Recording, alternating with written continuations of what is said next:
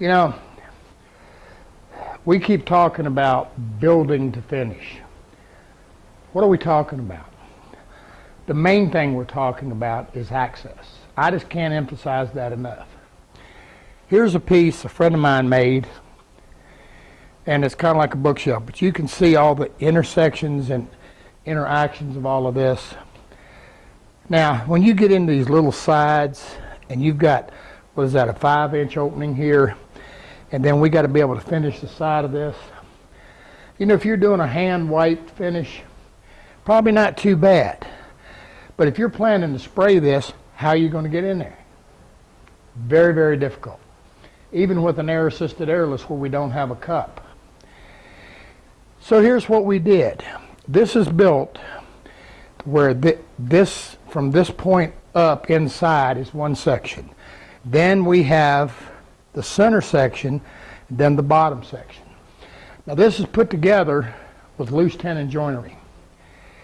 Now, so the sides, you see the band clamp on the top. This is made so we can finish the insides up in here and the bottom, and then finish each one of these units separately. That gives us access. Then we can put it together. Now what we'll do is we'll tape off all the mortises and whatever with some masking tape so that we don't have an issue when we glue it up. And we'll be very particular when we glue it. And, you know, putting some masking tape along the edges so we don't have any glue squeeze out. And if we do, we'll have a finish on there so it'll be relatively easy to clean off. But this is again, this is one of those things that dyeing it and getting a finish on it is just very, very difficult. You know, you could take a little spray can of lacquer or something and get down this side in here if you had to.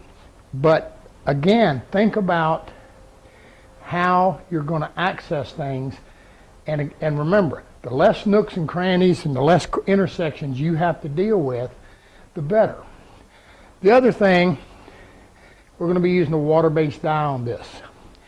And this is mid-July, and it's hot.